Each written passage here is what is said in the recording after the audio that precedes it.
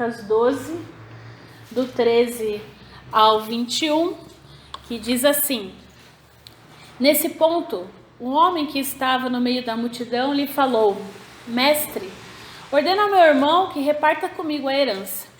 Mas Jesus lhe respondeu: Homem, quem me constituiu juiz ou partidor entre vós? Então lhe recomendou: Tendo cuidado e guardai-vos de toda e qualquer avareza, porque a vida de um homem não consiste na abundância dos bens que ele possui. E lhes proferiu ainda uma parábola, dizendo: O campo de um homem rico produziu com abundância. E arrazoava consigo mesmo, dizendo: Que farei? Pois não tenho onde recolher os meus frutos. E disse: Farei isto: destruirei os meus celeiros, reconstruí-los-ei maiores, e aí recolherei todo o meu produto e todos os meus bens. Então direi à minha alma: Tens em depósito muitos bens para muitos anos. Descansa, come, bebe e regala-te. Mas Deus lhe disse: Louco, esta noite lhe pedirão a tua alma, e o que tens preparado? Para quem será? Assim é o que entesoura para si mesmo e não é rico para com Deus. Eu não sei vocês, mas quando a gente se depara com algumas notícias nos telejornais, a gente fica bastante preocupado quando a gente pensa em economia. Eu separei algumas que eu não sei vocês, mas quando eu vejo assim eu fico um pouco preocupada. Uma delas diz que a indústria do Brasil teve o pior junho em 3 anos e terminou o segundo trimestre com perdas. Na comparação com o mesmo mês do ano anterior, a produção caiu 5,9%. Outra que diz que nós tivemos uma carga tributária recorde de 35% do PIB. Mesmo com a economia fraca, cada brasileiro, eu e você, precisamos trabalhar cerca de 128 dias apenas para quitar os compromissos com pagamentos de impostos. A taxa de desemprego se estabilizou à custa de vagas piores e salários mais baixos. Uma população desocupada ou que trabalha menos do que gostaria chega a 28,5 milhões de pessoas. E por fim, eu separei uma outra notícia que diz que o salário mínimo só com correção da inflação corrói o nosso poder de compra, afirmam os economistas. A política em vigor desde o governo Lula, que reajustava o salário mínimo para repor o aumento de preços em geral, tira o nosso poder de compra.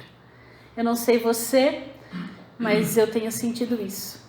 Cada vez nós temos visto mais pessoas procurando trabalho, nós temos visto aquelas que têm desistido de procurar trabalho, porque não encontra, e têm vivido de forma subhumana. A realidade no nosso Brasil nos preocupa nesse aspecto.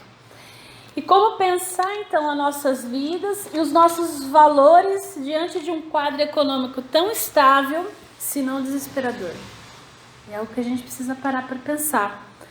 Nós, como cidadãos dos reinos, nós devemos lidar com a nossa economia doméstica. É fato, a gente tem que pagar conta, a gente tem que colocar alimento na mesa. A gente vai, procura o nosso trabalho, como a gente falou a semana passada, né? Que tudo aquilo que a gente faça seja para a honra e glória do Senhor. E agora a gente se depara com esse texto de Lucas. E quando nós olhamos a nossa realidade, nós vemos que por mais que a gente queira tentar economizar e entesourar, a gente não consegue. Mas algumas vezes, pelo fato de nós não conseguirmos, nós somos quase que iguais a esse homem dessa parábola. Porque como a gente não tem, o que a gente não abre mão. E a economia do reino tem uma dinâmica diferente. Porque às vezes a gente fala assim, se eu tenho dinheiro, eu dou, eu faço. Mas se eu não tenho, eu vou reter. Mas muitas vezes é o contrário, a pessoa tem dinheiro, porque quem nunca ouviu alguém falar assim, a pessoa é rica porque, mão de vaca. Porque tem gente que tem muito dinheiro, mas não dá nada. E tem gente que tem pouco dinheiro e dá muito. E não falta nada. Então a gente vai entender um pouquinho sobre a economia do reino de Deus a partir desse texto de Lucas. Para quando nós nos depararmos com situações difíceis no nosso dia a dia, nós possamos compreender e entender que, como nós cantamos, que a graça de Deus nos basta, o que significa isso?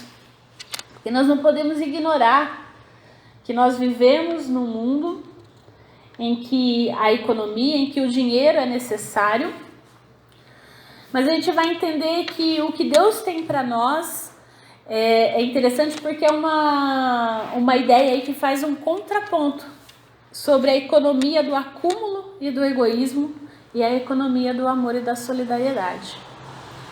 Então, esse texto aí que nós lemos, ele está inserido num grande bloco de ensinos de Jesus. Então, Jesus está ensinando coisas concretas da vida diária. Ele não está espiritualizando nada. Ele está falando, se você pegar lá desde o começo do seu discurso, ele está falando de bens materiais, ele está falando de herança, ele está falando de riqueza. Coisas que nós também vivemos, que nós temos no nosso dia a dia, que nós lidamos com ela. E a gente vê aqui que ele aborda uma parábola do agricultor rico. E a gente vai ver quanto essas reflexões elas são incluídas e elas têm uma consequência na vida material das pessoas e também nas nossas, porque em Cristo nós somos uma nova criatura, cada um de nós um novo ser, e a partir disso nós vivemos uma vida ressuscitada com Cristo. E antes a gente vivia uma vida, então, nesse aspecto também igual a esse homem, voltado para as ambições terrenas. E agora nós, em Cristo, podemos olhar para as possibilidades de como administrar e de como fazer as coisas diferentes. E eu não sei se você já notou, se tem, eu já disse aqui várias vezes, né, que o Evangelho de Lucas é o meu preferido. Ele começa, ele é o único autor do Novo Testamento que ele abre o seu livro com um prefácio. E nesse prefácio, Lucas ele tem consciência da distância histórica que separa a origem da sua fé e a atividade de Jesus. Ou seja, ele diz que crê, mas ele sabe a distância quando Jesus viveu e de quando ele que passa a crer em Cristo. E ele tenta apresentar para nós, a partir da entrevista de várias testemunhas, da confirmação das histórias que ele tinha escutado, realmente tentar diminuir essa distância, para mostrar para a gente a confiança de que mereciam aquelas testemunhas oculares, para poder compreender a fé que ele tinha.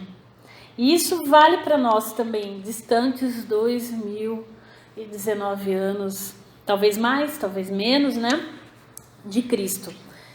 E a gente vê que ele aborda aqui Jesus revelando várias coisas. E em Lucas, Jesus ele é o salvador dos pobres. Agora a gente falou bem teologia da libertação, né? Não, isso não é discurso esquerdista, por favor. Mas o fato é que Lucas aborda, ele sempre vai falar sobre os pobres e os pecadores, aqueles que não têm nada. O ponto de partida da atividade de Jesus é a sua posição em relação ao problema contrastante entre ricos e pobres. Se você ler o Evangelho de Lucas do início ao fim, ele vai falar muito sobre isso. Ele começa na introdução. Lá em Lucas 1:52, ele vai dizer no Cântico de Maria que ele derrubou os poderosos dos tronos e exaltou os humildes, saciou os famintos com bem e despediu vazios os ricos. Nas bem-aventuranças, no capítulo 6, ele vai reafirmar essa ideia quando os pobres são chamados de bem-aventurados. E pronuncia ai dos ricos. E esses ai sobre os ricos, eles só aparecem em Lucas. Nos outros evangelhos não tem. Lembrando que Mateus, Lucas e Marcos são chamados de evangelhos sinóticos, ou seja, que têm o mesmo ponto de vista, que são muito semelhantes entre si. Então só Lucas aborda esse ai dos ricos.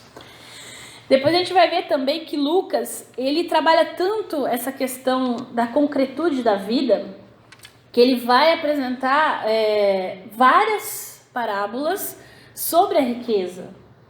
Isso, tá lá, começa com o lavrador rico em Lucas 12 e vai até o administrador fiel em Lucas 16. Ele vai abordar isso várias vezes. A gente vai ver que outras passagens também, ele vai falar sobre como lidar com os bens terrenos, com a herança, com o dinheiro, como por exemplo a história de Zaqueu, a história do filho perdido que pede a sua herança e vai gastar no mundo de forma dissoluta. Então Lucas, ele fala muito sobre isso, só que é importante a gente visualizar que ele não defende a ideia como se Jesus tivesse anunciado apenas uma simples inversão da situação social. Não é isso. Não é um discurso em prol dos pobres.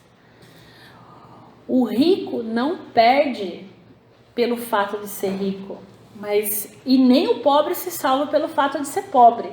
Não é isso que Lucas está abordando, embora alguns até defendam isso. Mas o critério geral aqui é aquele formulado no início e no fim da parábola que a gente está lendo. Então, erra o sentido da vida toda pessoa que acha que o mais importante é viver baseado no acúmulo de bens. Essa é a ideia. Ou seja, não importa se é pobre ou rico, porque o pobre também que corre atrás para ter alguma coisa, o rico já tem. Mas o pobre às vezes corre para ter. Então o que ele está querendo abordar assim, que não é o acúmulo de bens que pode nos salvar, que pode nos orientar. Assim, então todas as histórias de Lucas, Jesus vai fazer um contraponto sempre entre a economia do acúmulo e a economia da solidariedade e do amor. Porque o que importa para Jesus é o coração. Não é o ter ou não ter, se eu tenho pouco ou se eu tenho muito. É o seu coração. Para onde seu coração está indo? Então, nesse critério, a gente vai ver que os ricos são chamados à comunhão e ao arrependimento. Se você olhar lá as narrativas de Lucas 7, de Lucas 10, ele vai explicar como acontece a transformação social. Lembra do Zaqueu? O que acontece com o Zaqueu? Ele diz lá no capítulo 19, verso 8, Senhor, dou a metade dos meus bens aos pobres. Se tiver defraudado alguém, retribuirei 4 vezes mais. Ele não deixa de ser rico. Ele não dá tudo o que ele tem. Mas ele dá o que? Metade daquilo que ele sabe que ele teve de forma ilícita. Então é importante a gente visualizar isso. Então não é um discurso tanto de um ultradireitista ou ultra-esquerdista. O que o Lucas vem apresentar para a gente na economia do reino é que Jesus, quando entra no coração, transforma. E essa transformação tem um aspecto social. Isso é inevitável, é uma transformação em relação da nossa pessoa com Deus. Então, se você olhar então o capítulo que a gente leu, aliás, o anterior ao 13, né, que é o 12, a gente vai ver que Lucas ele descreve a posição de pessoas que seguem Jesus nesse mundo. Ele dá conselhos de diversas formas. A gente vai ver que ele vai falar de perseguição, ele vai falar de bens, de sobrevivência, sendo um dos textos essenciais aí de concepção econômica do evangelista. Então, nele a gente vai ver que se chocam 2 formas de lidar e administrar os bens. Aquilo que você tem. Ou seja, 2 administrações distintas. O acúmulo egoísta e a economia do amor.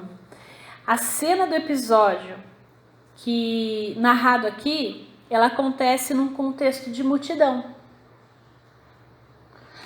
Jesus está lá, fazendo o seu discurso. Se você vê do meio ao fim, então é um acontecimento público. Então a multidão, ela é o povo, ou seja, não são apenas ricos ou apenas pobres. É um lugar onde várias pessoas estavam. E é com eles que Jesus fala nesse capítulo. Eu falei 12 anterior, né? Mas é o 12, né? E a gente vai ver que frequentemente, quando a gente pensa em multidão, multidão não tem nome, não tem voz, não tem classe social. Mas Jesus diz que mediante Deus a multidão não é impessoal, mas ela é composta por pessoas conhecidas, diversas, mas conhecidas de Deus. E nenhuma delas está esquecida diante de Deus. E conforme, se você ver um pouquinho antes, Lucas 6, 7, elas são tão conhecidas que até os cabelos dos seus cabeças estão contados. Segundo Moltmann, teólogo, é de uma multidão de pessoas que não se conhecem que nascem as primeiras comunidades cristãs. E essas logo se transformam em um só coração e uma só mente. De Atos surge várias. Então a gente tem Jesus aí, depois de um monólogo, digamos assim, no início do capítulo 12, do 1 ao 11, aparece alguém do nada e levanta essa pergunta. O homem que levanta sua voz, ele reconhece que Jesus fala com autoridade e ele pede orientação sobre dividir uma herança com o irmão. Então, esse homem, ele vê Jesus como alguém sábio, como um rabino do seu tempo. Ou seja, que tem autoridade não somente em assuntos religiosos, mas também em questões jurídicas, fora do âmbito religioso. Por isso que esse homem, ele vai perguntar sobre a herança, porque se parar para pensar, a gente às vezes tem essa coisa, não, mas Jesus só pregava o amor, a paz, a espiritualidade. Não, levanta alguém do meio, eu preciso dividir uma herança com meu irmão, como eu faço? É uma questão jurídica, que você iria provavelmente hoje em dia num cartório, num juiz. Então o rabino na época de Jesus tinha também essa autoridade jurídica nesse aspecto. Então, diante da pergunta do homem, Jesus ele reage e ele diz que ele não é juiz ou advogado para lidar com essas questões legais relacionadas à herança. E aí a gente pode dizer que esse diálogo entre o homem e Jesus que segue, ele vai trazer uma parábola para trabalhar o coração daquelas pessoas que ali ouviam aquele diálogo. Então, no verso 15, Jesus aproveita o assunto da herança, então, para trazer um ensinamento sobre bens materiais, especificamente sobre a avareza. Se você vê, Jesus recomenda aos seus ouvintes para ter cuidado e guardar-se da avareza, porque a vida de qualquer pessoa não consiste na abundância do que ela possui. Então, é interessante isso que você vê aí dos 16 ao 21, que ele começa, como parece que ele mudou de assunto, Ele começa a contar uma parábola, não, o cara perguntou da herança, ele falou que não é juiz, aí agora ele conta essa parábola. E aí ele vai falar sobre a parábola do agricultor rico, cujo campo produziu muito, e diante de tanta abundância, o homem ele inicia uma reflexão consigo mesmo. E aí o seu monólogo, então, resulta no uso de muitos pronomes possessivos. Presta atenção aí. Meus frutos, meu celeiro, meus produtos, meus bens, minha alma, tudo é meu. Esse homem olha somente para si. Se você olhar aqui o agricultor rico, ele faz uma reflexão absolutamente centrada em si mesmo. Nessa reflexão, presta atenção, leia de novo, Meus frutos, meus celeiros, meus produtos, meus bens, minha alma. Não há espaço para a família, não há espaço para o empregado, não há espaço para a comunidade, não tem espaço para ninguém. Ele decide por sua conta e se convida para uma vida prazerosa somente para si, só para ele. Você vê que ele não pensa nem numa festinha para a família, para as pessoas mais chegadas. Então, se você olhar outras parábolas de Jesus, que em Lucas, se você prestar atenção, você vai ver que elas têm um aspecto festivo. Quando, por exemplo, você pode olhar a grande ceia, a ovelha perdida, a moeda perdida, o filho pródigo. Quando a pessoa acha, o que ela faz? Festa. E esse homem não quer fazer festa. Ele não quer dividir a alegria com ninguém. A alegria é dele, só dele, para ele. Então, o imperativo aqui, regozijar-te, corresponde à descrição do rico que nós vemos aqui em Lucas. E se você olhar E esse imperativo, ele acentua essa ideia de egoísmo, de avareza, de exclusão de outras pessoas, de falta de solidariedade. É só dele, por ele e para ele que são todas as coisas. Se você vê então que depois de refletir e planejar o seu projeto então de armazenamento, de acúmulo, de vida em regozijo, né? O homem ele é bruscamente interrompido. Ele está lá viajando, né? E de uma forma muito negativa pelo próprio Deus. Louco, essa noite te pedirão a alma e o que tens preparado? Para quem será? Para quem será? Então, o próprio Deus entra em cena e anuncia que essa forma de pensar, de acumular bens para si, somente para si, é insensata, é loucura. Se você vê nos escritos de sabedoria do Antigo Testamento, o louco, o nécio, ele nega a existência de Deus. Isso, Salmo 14, 1, Salmo 53, 2, vai falar um pouquinho sobre isso. E também é alguém que vive sem Deus, que não segue a vontade de Deus. O louco é aquele que acha que é o seu próprio Deus, que é capaz, que pode sozinho. Então, quando a gente vê o texto de Lucas aqui, a gente vai ver que, digamos assim, ele atualiza o termo louco e nécio, colocando no contexto do uso dos bens. Com isso, o mau uso dos bens tem a ver com a loucura, tem a ver com viver sem Deus. E no verso 19, você vê que não apresenta somente um juízo para quem faz mau uso dos bens, para o acúmulo de forma egoísta, mas também apresenta uma possibilidade de vida. A pergunta, o que tens preparado, para quem será? Inclui e coloca a evidência de outras pessoas. Busca fazer esse homem refletir e apontar para outra forma de planejar, de lidar com os seus bens, com aquele acúmulo, para que não seja só para si, mas para que haja repartição, para que haja compartilhamento, né? Então, ela também remete ao tema da herança. Talvez você assim, mas Jesus não está falando diretamente da herança, mas talvez é essa ideia que ele queira passar para quem está escutando essa parábola. Você vai dividir a tua herança?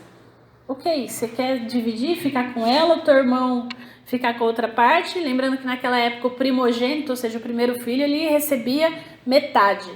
E a outra metade era metade mais um, e a outra metade era dividida com os filhos que sobravam. Então o primogênito sempre recebia mais. E aí agora, Jesus ele relativiza até a própria herança. Porque ele vai dizer que aquilo que você recebe como herança, como bens, para quem é? É para si próprio? Então, por fim, no versículo 21, Jesus conclui falando a quem está ouvindo ele que isso acontece para quem acumula os bens para si. Os tesouros para si e não são ricos para com Deus. Ou seja, que esquecem de fazer o que é rico perante Deus. E ser rico perante Deus inclui a vontade de Deus, inclui amar a Deus e inclui o próximo. Inclui dividir, inclui compartilhar. Então, que a gente possa pensar sobre as questões econômicas hoje dos nossos tempos e olhar que mesmo diante de notícias tão difíceis na nossa economia e diante de dificuldades que nós mesmos temos passado, será que nós muitas vezes não passamos dificuldades porque nós queremos tudo para nós mesmos? Para usar para o nosso prazer? Nós temos ajuntado. E às vezes nós passamos dificuldades porque nós não dividimos. Porque quando nós dividimos, o caminho fica mais fácil. Talvez hoje você divida o alimento com alguém, talvez seja amanhã essa pessoa que divida com você quando você estiver passando necessidade. Mas se a gente viver a nossa vida, eu falo do alimento, mas pode ser dinheiro, pode ser roupa, tudo aquilo que a gente tem mania de acumular. E a gente acumula. Será que às vezes nós não estamos sendo como esse agricultor? para mim, é meu, é para eu usar, porque eu mereço. Eu posso, eu quero, eu vou comer porque é para mim. Eu trabalhei muito para conquistar isso. Será que a gente não tem tido os nossos discursos tão igual a esse agricultor? Porque às vezes a gente está trabalhando e a gente está aí com dificuldade, sim, dificuldade financeira, e isso gera em nós dificuldade emocional, porque a gente fica preocupado. Tem a conta para pagar, né? A gente não está aqui ignorando a necessidade.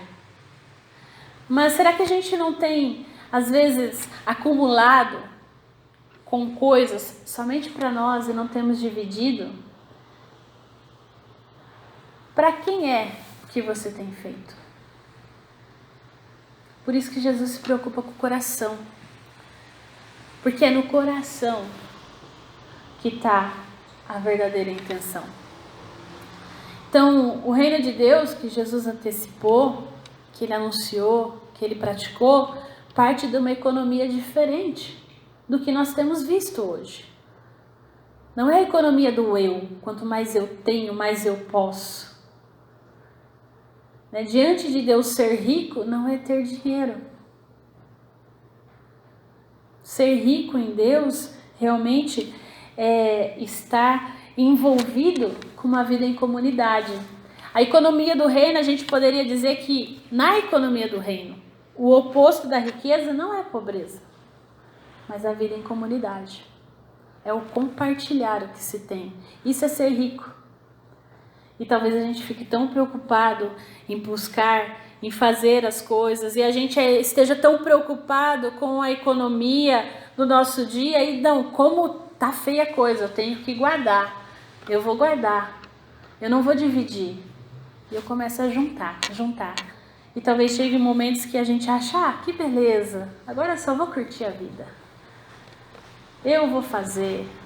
Então é importante a gente refletir sobre isso. Onde tem estado o nosso coração? Então, a vida em comunidade, o compartilhar com outras pessoas, com a nossa família também, é entender que no dividir nós nos tornamos pessoas plenamente abundantes, porque um supre o que o outro não tem.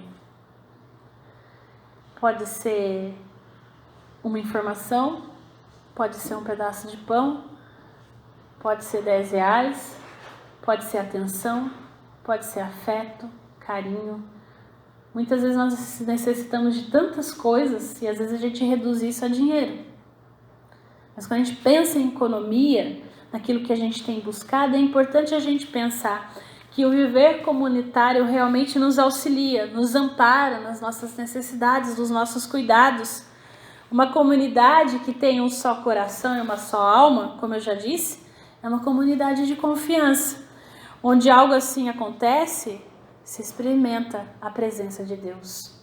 Então que realmente o evangelho do amor e da vida continue sendo testemunhado a partir de nós, da forma como nós lidamos com as nossas economias, da forma como nós vivemos a nossa vida doméstica, nossa vida em comunidade. Nós não estamos aqui para avaliar o sistema econômico vigente. Não é isso, não tenho essa pretensão, não sou economista. Então, o que a gente pode fazer é olhar a partir da perspectiva bíblica e colocar-nos a pergunta sobre quais consequências qualquer sistema que você possa optar ou achar melhor, porque a gente vive num sistema capitalista, mas você pode dizer, não, mas socialista é melhor. Enfim, independente do sistema econômico que se vive ou que se sonha ou que se projeta, nós vivemos a partir do reino. Nós somos filhos e filhas de Deus. O nosso coração precisa estar engajado nisso. Então, a gente vai começar a entender que sistemas vêm e vão, assim como governos. Se um sistema marginaliza e exclui seres humanos, ele é avarento. E nós vivemos a economia do reino, e a economia do reino ela inclui, ela acolhe.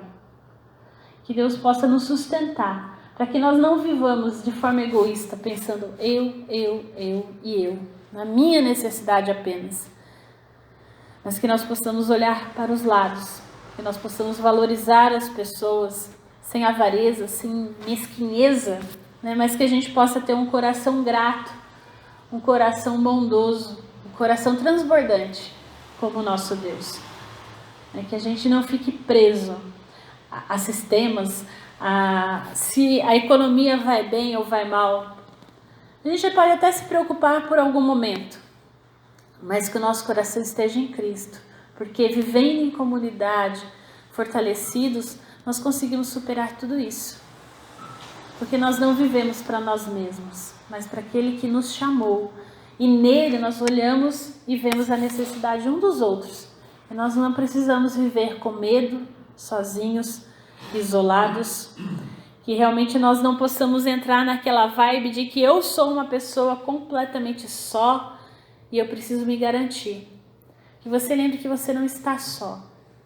Que Deus lhe ama e que essa comunidade possa suprir as suas necessidades.